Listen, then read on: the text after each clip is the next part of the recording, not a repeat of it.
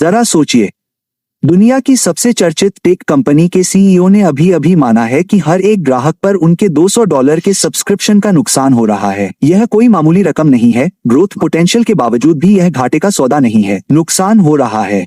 और wall street ने जवाब में उनकी कंपनी की कीमत $500 बिलियन आंकी है। खैर, एआई बबल में आपका स्वागत है, जहां हम 24 महीनों में कूल चैटबॉट से $7 ट्रिलियन के जुए में बदल गए और चेक लिखने वालों को 2008 के बाद से सबसे बड़ी सजा मिलने वाली है। 30 नवंबर 2022। बस एक आम बुधवार। कोल्ड ब्रू का प्रवाह सामान्य है। इंजीनियर कोड को डीबग कर रहे हैं। फिर ओपनआई ने चैट जीपीटी को छोड़ दिया। 48 घंटों के अंदर इंटरनेट पर एक नया जुनून छा गया। लोग इसका इस्तेमाल ब्रेकअप टेक्स्ट लिखने, कोड को डीबग करने, ब्लैक होल को समझाने और बेड टाइम स्टोरीज बनाने के लिए कर रहे थे। पापा, मैं एक ऐसे आई से बात कर रहा हूँ जो सब कुछ जानता है। उसने माइनक्राफ्ट टर्म्स का इस्तेमाल करके क्वांटम एंटेंगलमेंट को समझाया। और क्या मैंने माइनक्राफ्ट सुना? लॉन्च के पहले 5 दिनों में इसके 1 मिलियन यूजर थे। 2 महीने बाद 100 मिलियन यूजर।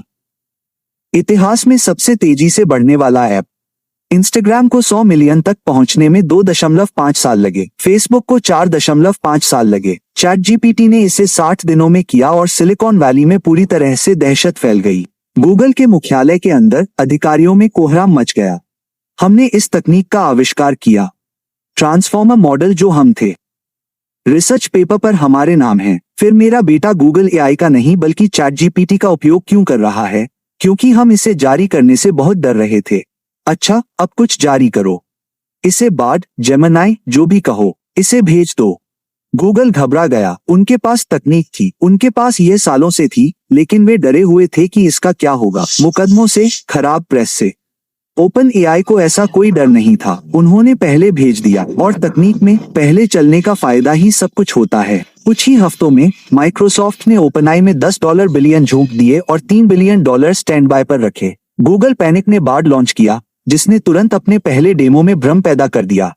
Amazon ने एंथ्रोपिक में अरबों डंप करना शुरू कर दिया। हम एक डॉग वॉकिंग ऐप हैं, लेकिन रूट ऑप्टिमाइजेशन मशीन लर्निंग का उपयोग करता है। और मत कहो, यहाँ $50 मिलियन है। क्या आप हमारा डेमो नहीं देखना चाहते हैं? चुप रहो और मेरे पैसे ले लो। 2023 के मध्य तक, यदि आपके स्लाइड डेक में तंत्रिका नेटवर्क या बड़े भाषा मॉडल का उल्लेख किया गया है, तो आप मूल रूप से पैसा छाप रहे थे। शून्य राजस्व वाली कंपनियां, कोई उत्पाद नहीं, बस एक टीम और एक गूगल दस्तावेज या $100 मिलियन राउंड जुटाना। बुलबुले ने हमें AI संचालित toothbrush, AI recipe generator, AI dating coach जैसे तकनीकी चमत्कार दिए। एक कंपनी ने AI बनाने के लिए $30 मिलियन जुटाए, जो संभावित रूप से अन्य AI आउटपुट को सारांशित करता है। हम चरम मूर्खता पर पहुंच गए थे। लेकिन असली पागलपन, जीपीयू की कमी, ये छोटे कंप्यूटर चिप्स जो हानिरहित सर्किट बोर्ड की तरह दिखते हैं, सोने या तेल से अधिक मूल्यवान हो गए। इनवीडिया पृथ्वी पर सबसे मूल्यवान कंपनियों में से एक बन गई। उनके सीईओ जिनसेन हुआंग ने कॉन्फ्रेंस में लेदर जैकेट पहनना शुरू कर दिया था, जैसे कि वह सेमीकंडक्टर के मैक जैगर हों और वह एक टॉप टियर 100 जीपीयू को $3 प्रति घंटे की कीमत पर किराए पर ले रहे थे। सस्ता लगता है ना? लेकिन स्टार्टअप को एक की नहीं, सैकड़ों की जरूरत होती है। एक छोटा स्टार्टअप जो सिर्फ एक मॉडल को प्रशिक्षित करने की कोशिश कर रहा है, वह 500 चिप क्लस्टर किराए पर ले सकता है। यह $1,500 प्रति घंटा, $36,000 प्रतिदिन, केवल जीपीयू किराए पर लेने के लिए $1.10 मिलियन प्रति माह से अधिक है। फिर भी कंपनियां अभी भी जीपीयू जमा कर रही थीं, जैसे कयामत के लिए तैयार रहने वाले डिब्बाबंद बीन्स का भंडारण करते हैं। एनवीडिया उन्हें इतनी तेजी से नहीं बना सकता था। प्रतीक्षा सूची एक समय 12 महीने तक लंबी थी। काला बाजारी शुरू हो गई। सच में, लोग सीमा पार $100 के नोटों की तस्करी कर रहे थे। 2024 तक सब कुछ AI संचालित था। आपका टोस्टर 10% अधिक दक्षता के साथ ब्रेड जलाता है। आपका कैलेंडर ऐप एल्गोरिदम का उपयोग करके मीटिंग का समय सुझाता है। आपकी ग्रोसरी स्टोर सेल्फ चेकआउट, बस एक कैमरा, लेकिन अब यह मशीन लर्निंग है। पार्टी पूरे जोश में थी। शैंपेन बह रही थी, चेक क्लियर हो रहे थे। फिर किसी ने असहज सवाल पूछा, इसकी वास्तव में कीमत कितनी है? जनवरी 2025। आई क्रांति के चेहरे। ओपनआई के सीईओ सैम अल्टमन ने कुछ ऐसा ट्वीट किया जिससे हर निवेशक का रक्तचाप बढ़ गया। पागलपन भरी बात। हम इस समय ओपनआई प्रो सब्सक्रिप्शन पर पैसा खो रहे हैं। लोग इसका इस्तेमाल हमारी उम्मीद से कहीं ज्यादा कर रहे हैं। हाँ, आपने सही सुना। ओपनआई अपने प्रो टियर के लिए $200 प्रति माह चार्ज करता है, और वे हर एक सब्सक्राइबर पर पैसा खोते हैं, जिसका मतलब है कि वे जितने अधिक सफल होते हैं, इस दर पर वे उतना ही अधिक पैसा खोते हैं। जब उन्होंने $20 प्रति माह पर ChatGPT प्लस लॉन्च किया, तो उनकी पूरी मूल्य निर्धारण रणनीति दो कीमतों $20 और $42 का परीक्षण करने की थी। देखें कि लोग किस पर कम शिकायत करते हैं, उसे चुनें। कोई मार्केट रिसर्च नहीं, कोई लागत विश्लेषण नहीं, बस वाइब्स। इस तरह एक $500 बिलियन की कंपनी ने अपने प्रमुख उत्पाद वाइब्स की कीमत तय की। लेकिन रुकिए, ये और भी बुरा है। ओपन एआई का 2024 का वित्त पोषण राजस्व $3.70 बिलियन है, घाटा $5 बिलियन। वे केवल लाभ कमाने में ही विफल नहीं हुए, उन्होंने जितना कमाया उससे कहीं अधिक धन गंवाया। अब यहाँ वह जगह है जहाँ यह वास्तव में पागल हो जाता है। उद्योग के पूर्वानुमान बताते हैं कि 2030 तक आय बुनियादी ढांचे को $6.70 ट्रिलियन की आवश्यकता होगी। मुझे इसे तोड़ने दें। आय बुनियादी ढांचे, जीपीयू, त्वरक, बिजली उन्नयन, शीतलन और डेटा केंद्र निर्माण के लिए सीधे $5.20 ट्रिलियन, जबकि शेष $1.50 ट्रिलियन पारंपरिक गैर आय क्लाउड बुनियादी ढांचे में जाता है। সানস্ক্রিন মানে চিটচিটে ভাব, এখন আর নয়। গ্লো এন্ড নাভি ব্রাইট ইউভি ডুও সানস্ক্রিন। अकेले 4 सबसे बड़ी प्रौद्योगिकी कंपनियों को 2025 में एक वर्ष में $350 बिलियन खर्च करने की उम्मीद है। और यहाँ हैरानी की बात है, इन लागतों को उचित ठहराने के लिए एआई उद्योग को 2030 तक वार्षिक राजस्व में $2 ट्रिलियन उत्पन्न करने की आवश्यकता है। वर्तमान कुल आय राजस्व लगभग $200 बिलियन है। यह 10 गुना अंतर है। 100 बिलियन। हाँ, यह संख्या है सैम। हमारे अनुमानों के अनुसार 2025 में हमारा कारोबार $20 बिलियन होगा। आप कह रहे हैं कि 2029 तक हम $100 बिलियन तक पहुंच जाएंगे। यह विकास के लिए आवश्यक है। यह कोई रास्ता नहीं है सैम। यह हॉकी स्टिक है जिसे किसी ऐसे व्यक्ति ने बनाया है जिसने कभी हॉकी नहीं खेली। क्या आप जानते हैं कि इसे आजमाने में कितना खर्चा आता है? 2029 तक $115 बिलियन का कैश बर्न। हम कब मुनाफे में आएंगे? 2029, शायद 2030 या 2031 में।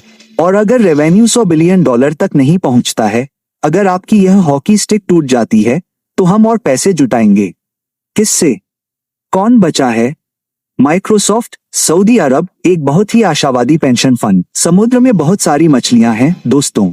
2021 से निजी निवेशकों ने आई स्टार्टअप्स में सैकड़ों बिलियन डॉलर लगाए हैं। उनमें से अधिकांश केवल 10 कंपनियों में गए, जिनकी संयुक्त वैल्यूएशन लगभग $1 ट्रिलियन बढ़ गई। हर कोई शर्त लगा रहा है कि वे अगला गूगल बनेंगे।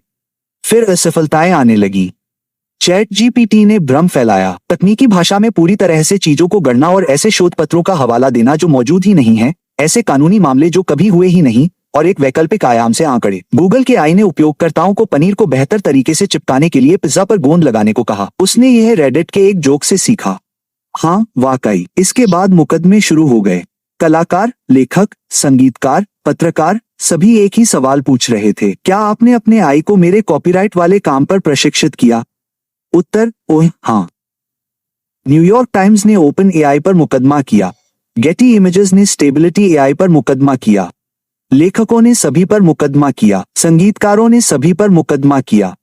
हमने चोरी नहीं की, हमने सार्वजनिक रूप से उपलब्ध डेटा से सीखा। आपने बिना अनुमति के पूरे इंटरनेट को खंगाला और उसका व्यावसायिक उपयोग किया। खैर, जब आप इसे इस तरह कहते हैं तो यह अवैध लगता है। 2024 के मध्य तक दरारें दिखने लगी। माहौल उत्साह से कुछ और खतरनाक हो गया। संदेह। प्रचार बहुत जोरदार था, गणित बदसूरत था, और अब हर किसी के दिमाग में एक ही सवाल घूम रहा है, जैसे सुबह के 3 बजे मच्छर भिनभिनाता है। तो यह सब कब फूटेगा? यह एक बुलबुले जैसा लग रहा है। नुकसान बहुत ज्यादा है, वैल्यूएशन बहुत ज्यादा है, लेकिन यह बुलबुला डॉट बबल की तरह नहीं फूट रहा है। क्यों? क्योंकि इसे फुलाने वाले लोग दुनिया के सबसे अमीर लोग हैं। 1999 के विपरीत, जब स्टार्टअप्स के पास 0 रेवेन्यू और 17 फुटबॉल टेबल थे, आज के आए बुलबुले को बड़ी टेक कंपनियों द्वारा फंड किया जा रहा है जो वास्तव में पैसा कमाती हैं। असली पैसा। अगर हमें पैसे से बोरियत महसूस हो रही है तो हम एक पूरा देश खरीद सकते हैं। माइक्रोसॉफ्ट अजूर से अरबों कमाता है, गूगल विज्ञापनों से अरबों कमाता है, मेटाप्रिंट्स आपके चचेरे भाई द्वारा व्हाट्सएप पर भेजे गए मीम्स दिखाकर अरबों कमाता है। ये दिग्गज आय में इसलिए निवेश नहीं कर रहे हैं क्योंकि यह लाभदायक है, वे इसलिए निवेश कर रहे हैं क्योंकि उन्हें डर है कि कहीं वे भी ऐसा न कर बैठें। अगर आय अगला आईफोन, अगला गूगल या पूरी दुनिया को रातों रात बदलने वाला पल बन जाता है, तो धीमी पड़ने वाली कंपनी ब्लैकबेरी बन जाएगी। और कोई भी ब्लैकबेरी नहीं बनना चाहता। बड़ी तकनीक को पोकर खिलाड़ियों की तरह सोचिए जो अनलिमिटेड चिप्स लेकर आते हैं। अगर माइक्रोसॉफ्ट बंद हो जाता है तो गूगल जीत जाता है। अगर गूगल बंद हो जाता है तो अमेज़न जीत जाता है। अगर अमेज़न बंद हो जाता है तो मेटा जीत जाता है। कोई भी पलक नहीं झपकाता, कोई भी हार नहीं मानता, हर कोई दांव बढ़ाता रहता है।